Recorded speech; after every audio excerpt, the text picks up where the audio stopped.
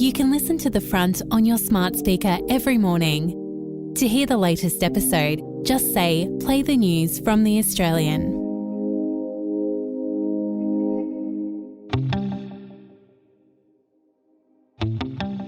From The Australian, here's what's on the front. I'm Claire Harvey. It's Wednesday, July 31. Drama in the bush as regional airline Rex fights to stay in the air. Rex is in a trading halt amid fears it's on the brink of collapse, but it's the only carrier on dozens of routes to remote locations. Inflation numbers come out today and it's not going to be pretty. Analysts are expecting a jump in price growth to 3.8% in the year to June, raising fears of yet another interest rate rise next week.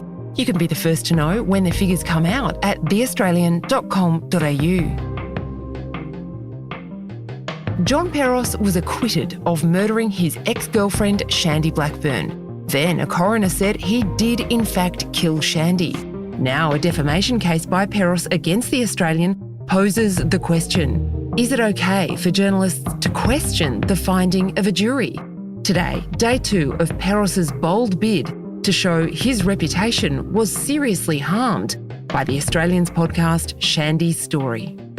John Peros has always denied wrongdoing.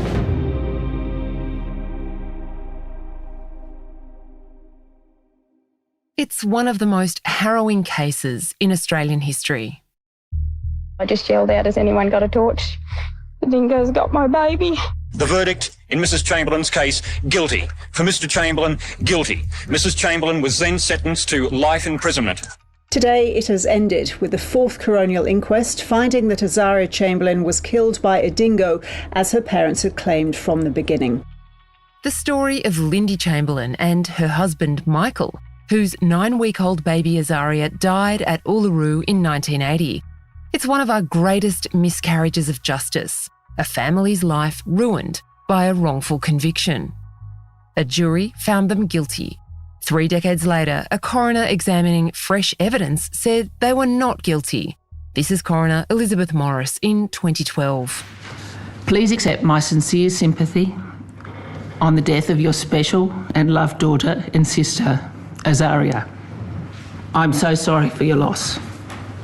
Time does not remove the pain and sadness of the death of a child.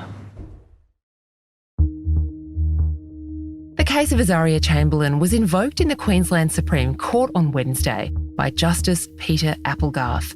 He's hearing another case where a jury's decision went the opposite way to a coroner. The coroner found the dingo did it. A Darwin jury finds Lindy Chamberlain did it. The coroner was right. This is the matter of John Peros. He was acquitted by a jury in 2019 of murdering his ex-girlfriend Shandee Blackburn, but he was found by a coroner in 2020 to be the murderer. We're using a voice actor to bring you the judge's words as spoken in court. So don't we have something similar here? That the jury acquitted. The tone of episode 13 is, doing their duty, they should have acquitted on the evidence that was before them, but the coroner made these findings on additional evidence. The judge was questioning David Helvaghian, a barrister representing John Peros in his defamation case, sparked by The Australian's blockbuster investigative podcast Shandee's Story. Peros has always denied killing Shandee. Justice Applegarth is asking this. Just like in the Chamberlain case, the jury in John Peros's case did not have the same evidence that the coroner was later able to consider. The podcast pointed this out and even quoted Shandee's mother, saying if she was on the jury, she would probably have acquitted Peros because the evidence just wasn't there. So the judge wants to know, isn't the podcast allowed to point this out? Here's what David Helvaghian, representing John Peros, told the court. My submission still stands that episode 13 causes serious harm because of the removal of any doubt. It imputes murderer and tells the listener why they can be sure of murderer. This case is a big deal, not just for us at The Australian, but for journalism more generally. If a jury makes one finding and a coroner makes another, how are journalists supposed to report? Shandee Blackburn was left to die in a gutter in the North Queensland tropical city of Mackay in February 2013. She'd been stabbed more than 20 times as she walked home from work. Her ex-boyfriend, John Peros, was charged and acquitted of the murder. But a coroner who compelled Peros to give evidence found he did stab Shandee to death.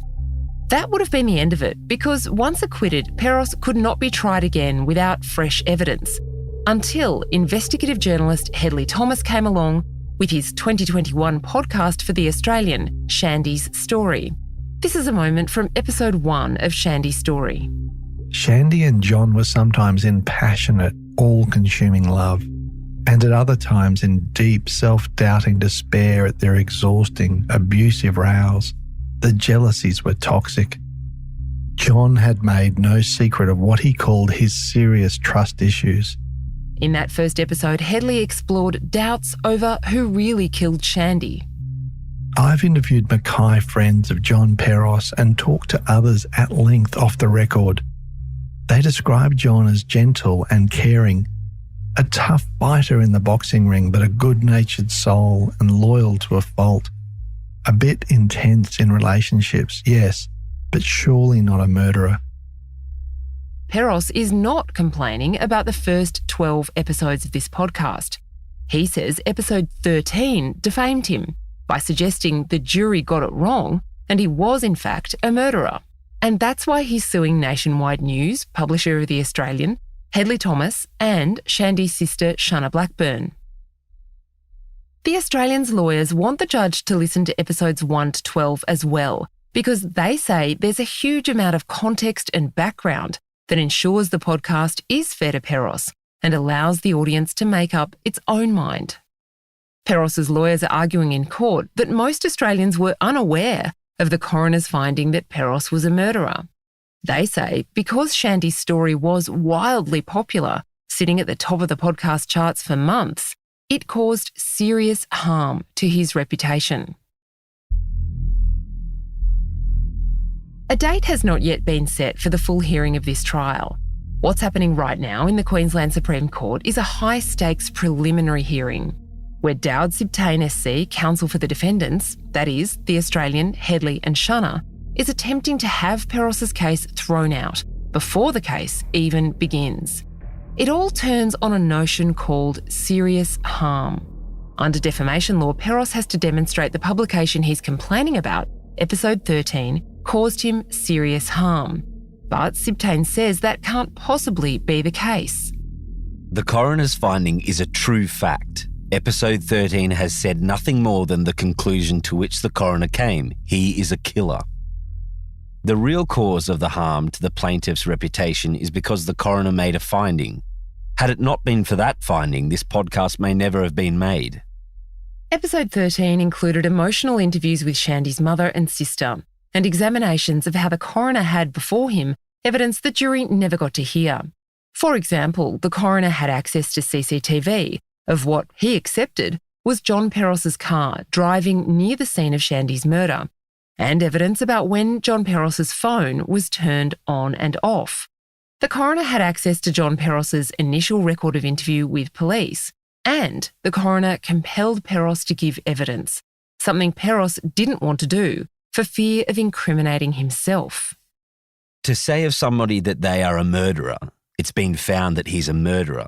To call him a murderer or to say, yeah, I agree with that finding. What more harm does that do? How is it serious harm? Justice Peter Applegarth put this to Dowd Sibtain. Episode 13 presented all these facts, but it also endorsed the coroner's findings and suggested the jury got it wrong. It bolsters the coroner's finding to something that may be right, may be wrong, probably right, to something that is definitely right. They are true facts, that there was evidence that was heard by the coroner that was not heard by the jury. Episode 13 was a revelation of those facts that were part of the finding and providing some explanation to the listeners. How could he have been acquitted? Well, it was made plain the coroner had evidence the jury didn't have. After the break, exactly what episode 13 said. Original investigative reporting is what we do at The Australian every day. In a world of misinformation and hot takes, you can invest in reliable, credible journalism for a lot less than the price of your morning coffee. Right now, it's $1 a week for the first 4 weeks. Check us out at theaustralian.com.au and we'll be back after this break.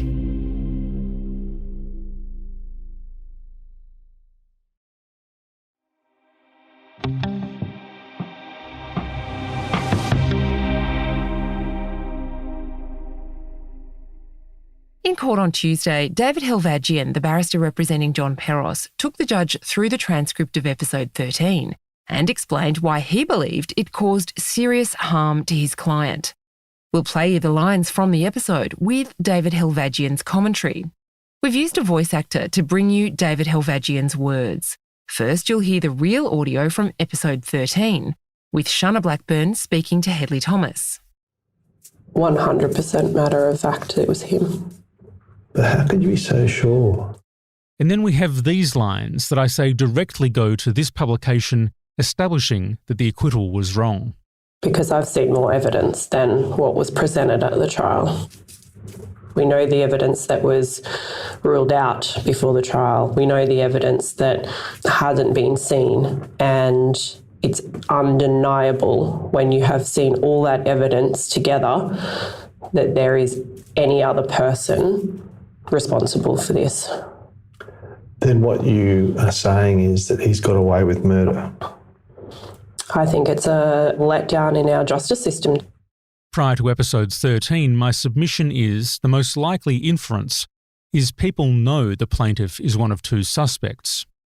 They know about the coroner's findings. There's a question in their minds why there's a dichotomy between a jury acquittal within 2 hours versus a coroner's findings. Mr. Peros is a suspect with Mr. William Daniel, and there's a big question mark as to who really committed the murder.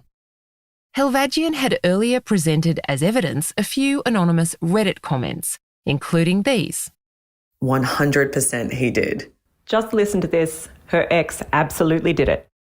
That kind of certainty is what episode 13 provides, and that's where serious harm arises. In episode 13, Hedley Thomas tells the audience John Peros's phone, which was rarely turned off, had been switched off on the nights before Shandee's murder. Hedley spoke to Vicky Blackburn, Shandee's mother.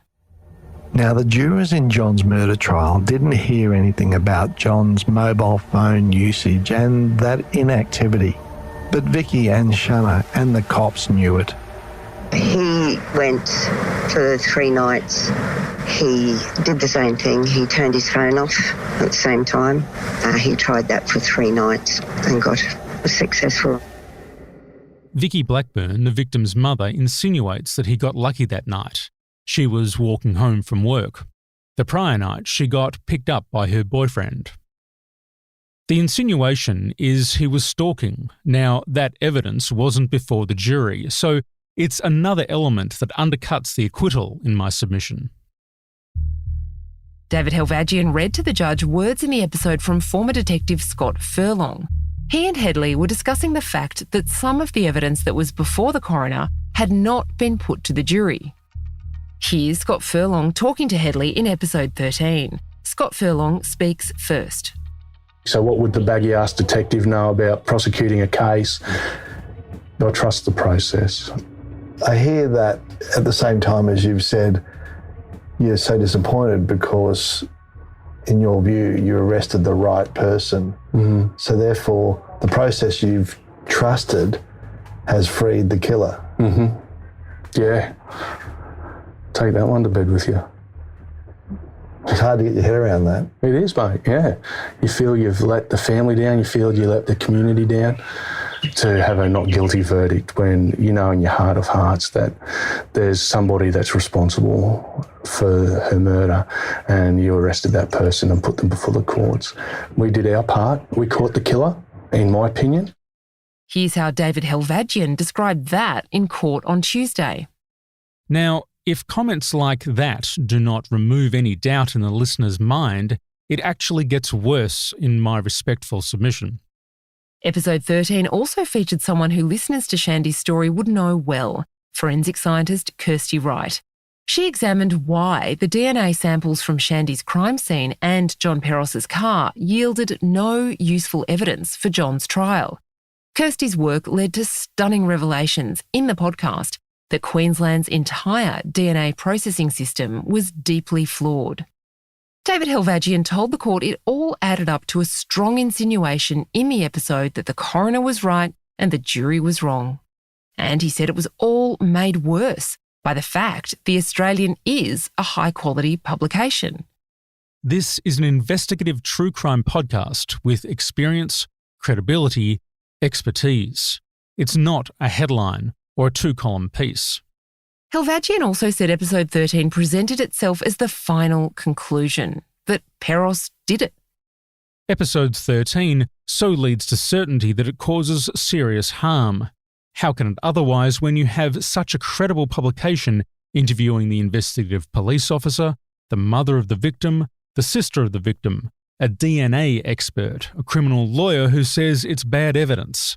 Those all point, in my respectful submission, to the end of the story.